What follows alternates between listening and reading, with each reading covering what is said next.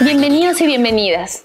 Es momento de disputa económica aquí en la pantalla de Nuestra América TV. Vamos a los titulares. Presidente de Chile, Sebastián Piñera, anunció a la prensa su intención de promover un área de libre comercio en toda nuestra América. El analista chileno Esteban Silva nos cuenta qué hay detrás de esta declaración. Organizaciones de la sociedad civil ecuatoriana plantean demanda de inconstitucionalidad contra acuerdo firmado en marzo por el gobierno de Lenín Moreno y el Fondo Monetario Internacional. Asociaciones público-privadas, conocidas como APP, son cuestionadas por economistas independientes que advierten una serie de riesgos económicos y sociales para los países de la región. Iniciamos el desarrollo de las informaciones. El presidente chileno Sebastián Piñera declaró a la prensa peruana sobre la intención de crear una zona de libre comercio y protección de inversiones en América Latina sobre la base de la convergencia entre la Alianza del Pacífico y el Mercosur, ahora que este último bloque ha firmado un TLC con la Unión Europea. Para analizar esta ofensiva neoliberal, nos acompaña el sociólogo chileno Esteban Silva, dirigente de Chile Mejor Sin TLC. Hola Esteban, bienvenido a Disputa Económica. Dime, ¿qué opinas del anuncio de Sebastián Piñera sobre crear una zona de libre comercio en todo el continente? ¿Quiere revivir el ALCA? ¿Es posible hacerlo? Hola Laura, un saludo a todas y a todos desde Santiago de Chile. Sebastián Piñera anunció una zona de libre comercio para las Américas que más bien responde a sus deseos y a la política neoliberal que impulsa en la región desde el gobierno de Chile Piñera. Se trata nuevamente de intentar, a través de los tratados de libre comercio, que son tratados de desregulación, de privatización y en definitiva que favorecen a las grandes corporaciones transnacionales, de nuevamente reponer en esa perspectiva una llamada zona de libre comercio, una suerte de ALCA que ya fracasó, en definitiva, y que tiene como hitos la lógica de incrementar la Alianza del Pacífico como alianza geoeconómica neoliberal. Va a tener un momento en noviembre con la reunión de la APEC, que previo va a haber una reunión de la Alianza del Pacífico. Pero ciertamente más allá de la voluntad, el interés de la política neoliberal que ha crecido de las derechas, de la lógica empresarial que representa Sebastián Piñera, esto no es posible ni va a ser fácil porque hay una enorme respuesta de los pueblos, particularmente en Chile. Ha habido una gran oposición, por ejemplo, al Tratado Transpacífico que se debate en su ratificación o rechazo hoy día en el Congreso, en la Cámara de Diputados y luego en el Senado chileno. Este es un tema de enorme disputa porque detrás está la discusión y la puja por modelos de desarrollo distintos al neoliberal basado en estas estructuras de desregulación que se llaman tratados de libre comercio, en el peso del capital, particularmente el capital financiero y especulativo, y darle garantías en las inversiones en cada uno de los países. Esto es lo que está en disputa entre los pueblos, entre la sociedad y estos gobiernos neoliberales como el de Sebastián Piñera. Muchas gracias, Esteban. Seguimos ahora con la demanda que han presentado los representantes del Foro de Economía Alternativa y Heterodoxa a la Corte Constitucional del Ecuador para dejar sin efecto el acuerdo firmado por el gobierno ecuatoriano de Lenín Moreno y el Fondo Monetario Internacional.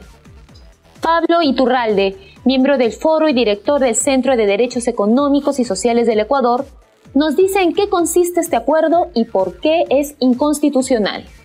Hola Laura, un saludo desde Ecuador para el público de Disputa Económica. Los contenidos del acuerdo representan un plan de austeridad para los trabajadores y para el contribuyente común. Por ejemplo, pretenden reducir la masa salarial mediante despidos y disminuyendo salarios. Pretenden trasladar la carga tributaria a los más pobres, incrementando los impuestos indirectos en lugar de cobrar impuestos directos a la renta y a la riqueza.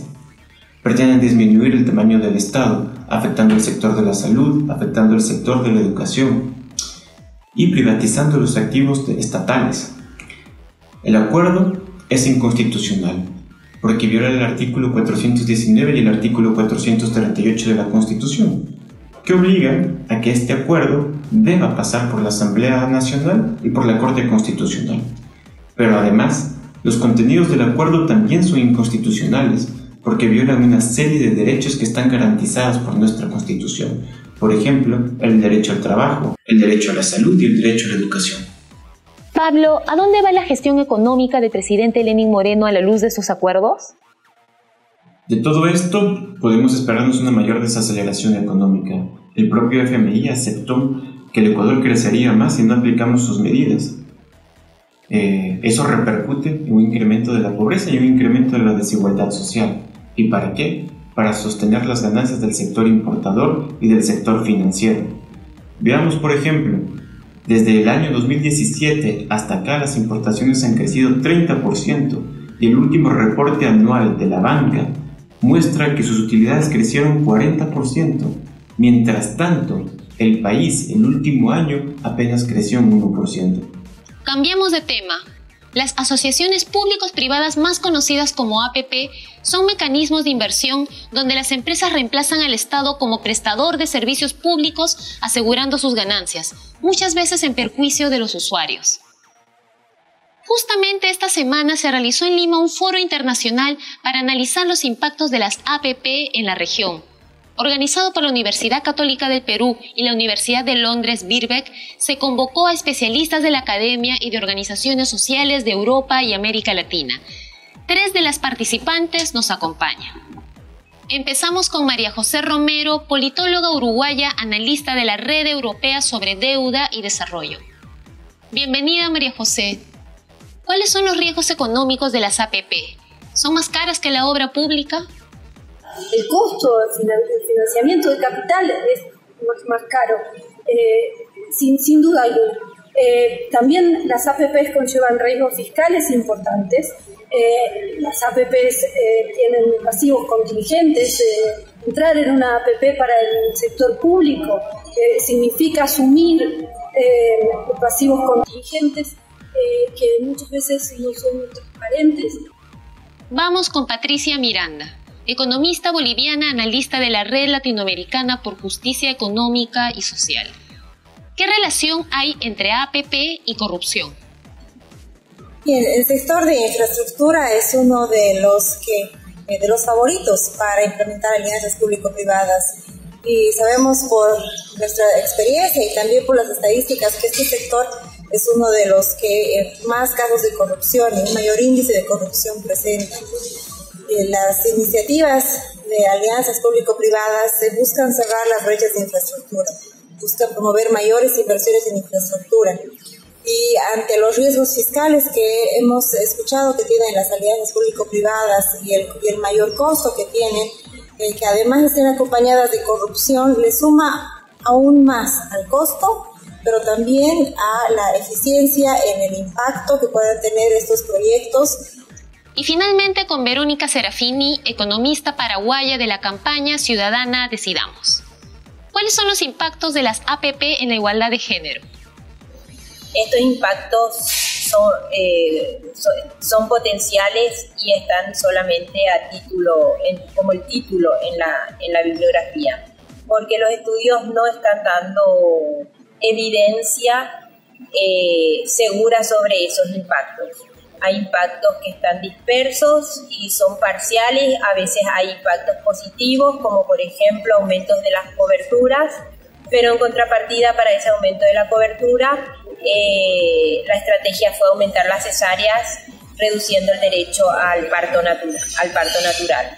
O hay un aumento de la cobertura de agua o de la cobertura de educación, pero a cambio de flexibilización laboral de los recursos humanos en el sector de educación, que son mujeres. Entonces, en realidad no hay una evidencia contundente de que las APP contribuyan a la reducción de las brechas de género.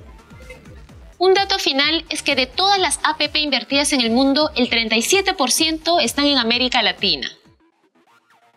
Hemos llegado al fin de este programa.